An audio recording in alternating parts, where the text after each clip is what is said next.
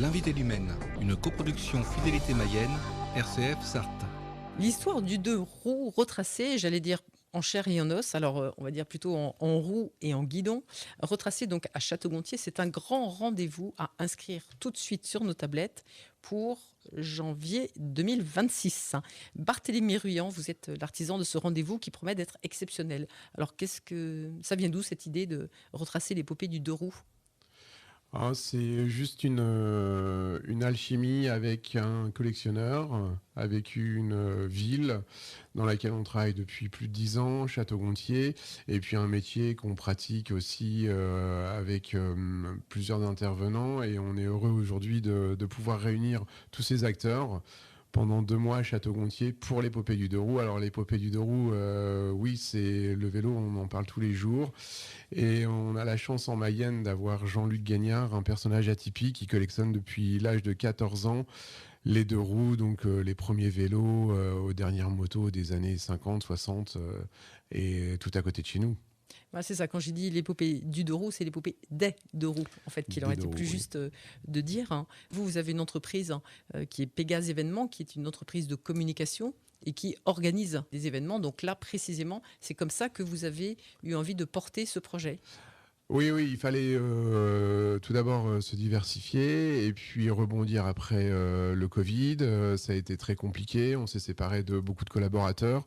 Là, ce projet nous permet justement de retrouver d'autres et puis d'espérer un avenir meilleur chez Pégase Événements, parce que c'est vrai que les 5 dernières années étaient plutôt compliquées. Et là, ça nous porte parce qu'on a beaucoup d'ambition avec l'épopée du deux roues qu'on pourra peut-être déplacer demain, qui permettra peut-être de développer le musée de Jean-Luc Gagnard. Il y a beaucoup de sujets à traiter en fait. Donc pour nous en Mayenne, ça nous renforce aussi. On fait la foire de Château-Gontier, on crée aussi le salon de l'habitat à Château-Gontier, on fait les forums des associations. On a aussi une activité en B2B pour les entreprises, mais là c'est encore une autre activité. L'expo, c'est historique, c'est un rendez-vous différent. Vous êtes vous-même passionné de deux roues ?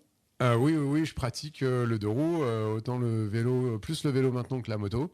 J'ai toujours une moto, mais elle roule plus.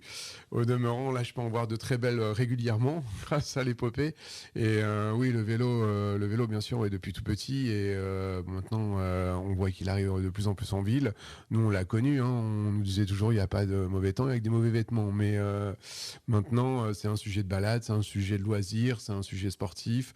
Il y a beaucoup de thématiques à traiter dans le deux roues, oui. Et si on remonte aux origines, et ça sera le cas lors de cette exposition de janvier-février 2026, à l'origine, c'est quoi, la Drésienne de l'allemand von Sauer-Braun ? Je ne sais pas si c'est comme ça qu'on prononce, mais... Oui, c'est ça, oui, la Drésienne, le petit vélo qu'on retrouve aujourd'hui dans les magasins de sport sur lesquels les enfants apprennent l'équilibre, donc sans pédalier. Et en effet, c'était une nouvelle manière de se déplacer. C'est la machine à courir assis. C'est ça, exactement. Ouais. Et ça a permis aux hommes de gagner beaucoup de temps, de se passer aussi des animaux pour se déplacer dans les villes. Et de pouvoir créer du lien social justement pour se déplacer. Complètement. Ouais. C'est encore comme ça aujourd'hui en fait. D'ailleurs. Ouais. Non, c'est un vrai sujet le vélo, et c'est marrant de voir qu'avec toutes ces révolutions industrielles aujourd'hui, même s'il est électrique, on s'en sert et on n'arrêtera pas de s'en servir. Et vous disiez quand on préparait l'émission, Barthélémy Ruyant, que c'était l'histoire du ou des deux roues, mais c'était aussi des histoires d'hommes. Et ça, c'est aussi assez génial de se dire, effectivement, il y en a un premier qui a inventé, et puis tout le monde a un petit peu contribué pour améliorer.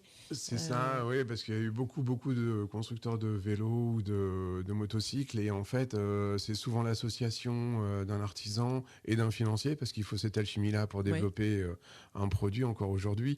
Et donc, aventure ou pas, ça durait un printemps, ou alors c'était copié et développé, mais ça a été suivi de très près. Il y a eu plusieurs révolutions industrielles sur le moteur thermique, et on se rend compte qu'aujourd'hui il n'y a plus que quelques fabricants, donc il faut survivre, passer les époques, et il y a eu des moments où c'était fast, oui, pour le deux roues, c'était très fast entre les deux guerres et après les deux guerres. Et puis d'ailleurs, c'est aussi une vraie question sur l'industrialisation de la France. Mais c'est peut-être pas le sujet aujourd'hui. Je ne sais pas. Au niveau des moteurs thermiques, si, Par bien sûr. exemple? Oui, oui, oui, on voit qu'il y a des constructeurs qui étaient au vélo, après au moteur sur deux roues, puis après sur les voitures, bien sûr. C'est des moteurs qui se sont développés pour tout type de transport, et c'est encore le cas aujourd'hui. De toute façon, on voit bien que les moteurs, on essaye de les adapter à toutes les solutions possibles. Ça fait partie, entre guillemets, du business, oui. Mhm. Et alors, Barthélemy Ruyant, Pégase, en fait, voit les choses en grand pour cette exposition des deux roues. C'est pas juste une exposition dans un hall d'exposition avec 3-4 machines, hein.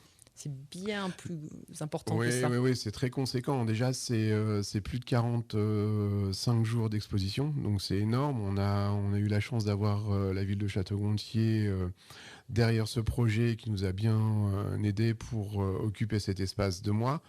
Parce Un qu'il y a espace de aussi 3800 mètres carrés, donc ça laisse imaginer ouais, il y a plus de ce qu'il pourrait y 4000 avoir. mètres carrés d'exposition parce qu'on a aussi le hall, la halle, on a un village, enfin, c'est assez conséquent en effet. Et c'est surtout que on se rend compte que tout ça, on peut le créer vraiment avec cette alchimie. Le collectionneur, cet espace qui est disponible et les équipes qui vont être avec nous sur ce projet. Donc pour nous, c'est une chance inouïe. Il n'y a pas beaucoup de villes qui adhèrent à une occupation de leur espace comme ça sur 2 mois, et c'est une confiance absolue et c'est vraiment l'envie de réussite, une ambition. C'est vrai qu'on présentera plus de 500 véhicules, essentiellement des deux roues, mais il y aura aussi des triporteurs, il y aura aussi des voitures, il y aura des avions. Enfin, on va avoir vraiment une vingtaine de thématiques avec énormément de décors pour rendre cette expo la plus immersive possible avec le high-tech qu'on souhaite ajouter. Donc oui, très ambitieux pour Pégase, et il faut qu'on soit à la hauteur de ce rendez-vous, ça c'est une évidence, oui. Et alors, si on en parle aujourd'hui, donc quasiment 10 mois à l'avance, hein, c'est parce que précisément vous souhaitez anticiper et qu'on ne découvre pas juste au mois de janvier prochain cette exposition. Oui, oui, voilà, c'est anticiper la communication. La communication, c'est le nerf de tout événement. Il faut savoir s'adresser aux bonnes cibles, séduire aussi un plus large public. Parce que là, on s'adresse aux passionnés du deux roues vélo, passionnés du deux roues moto, passionnés d'histoire, passionnés de cinéma, parce qu'il faut savoir qu'il y a beaucoup de véhicules qui ont été loués dans certains films en France. Donc, il y a énormément de thématiques à traiter, et pour bien communiquer, il s'agit de travailler les cibles correctement avec les supports actuels, que ce soit la radio, par exemple, comme la vôtre, que ce soit la presse, que ce soit les réseaux sociaux. Et l'idée, c'est de partager avec le maximum de personnes cet événement. On peut partir du scolaire, comme des plus anciens qui pourront venir se divertir, et avec quelques moments de nostalgie par rapport à l'histoire des deux roues qu'on va raconter à Château-Gontier pendant ces 45 jours. Oui. Mhm. Et puis, si nos auditeurs sont des collectionneurs potentiels ou ont des éléments qui pourraient figurer dans cette exposition, bien sûr, la porte leur est grande ouverte. Avec plaisir, avec plaisir. C'est déjà à l'étude. On a justement des collectionneurs qu'on a sollicités ou qui nous sollicitent, et on partagera avec eux. C'est prévu. Il y a toute une thématique qui est prévue pour les collectionneurs qui se joindront à nous avec ou dans d'autres thématiques. Ça, c'est à l'étude encore aujourd'hui, mais il y a un bel espace qui est dédié à ça en tout cas. Bon, et ce sera vraiment une occasion un peu magique, hein, de retracer toute cette histoire en passant par... D'abord, on pourrait quand même parler des Français aussi, parce que les Français ont bien œuvré, hein, je crois, sur le premier vélocipède, hein. En vrai, la vraie origine du vélo, elle est française. Elle est française, elle est. Dites oui. Il a une binationalité. Il Ouais, il y est a d'origine allemande. Ouais, c'est vraiment le concours d'un Français et d'un Allemand, dirais-je. Après, je vais pas massacrer les noms, mais je vais rester prudent sur l'origine exacte de la Drésienne. Mais il semblerait qu'elle soit autant allemande que française. Ah, alors, on le savait. On peut même dire que Léonard de Vinci aussi avait fait des plans de vélo d'ailleurs avant. Je crois encore, hein, qui Oui. n'avait jamais été mis en œuvre, mais Ouais, exploité dans ses idées ouais. de génie, ouais. Bon, donc il est presque un peu français, hein, Léonard de Vinci. Mais merci beaucoup, en tout cas, Barthélemy Ruyant, de cette présentation de cette épopée du deux roues qui nous sera présentée à Château-Gontier en janvier et février prochain. Et puis, en attendant, surtout, on vous retrouvera sur notre antenne pour des petites chroniques assez régulières, hein, pour se régaler sur ces histoires des deux roues. Et puis, votre site internet aussi. L'épopée du deux roues.fr. Et là, vous retrouverez toute la programmation, toutes les thématiques traitées, tous les sujets d'actualité, les montages en cours. Enfin, voilà, il y aura de grands moments à partager sur toutes ces aventures folles du deux roues. Et on pourra réserver d'ores et déjà Bien ses places. sûr. Avec Ouais. des journées, je ne sais plus si on l'a dit, mais enfin des Oui, il y a journées des assez programmations spécifiques à vous. tous les jours pour Ouais. Et- déjeuner spectacle, dîner spectacle. Des nuitées seront prévues aussi sur place avec des chalets comme à l'époque, restauration, produits locaux. Oui, voilà, il y a tout. Il y a beaucoup d'animations qui seront au rendez-vous en même temps que l'épopée du deux roues. Donc un vrai rendez-vous incontournable. Merci de nous l'avoir présenté, Barthélémy Ruyant, et à très bientôt donc sur nos ondes. Avec plaisir, merci beaucoup.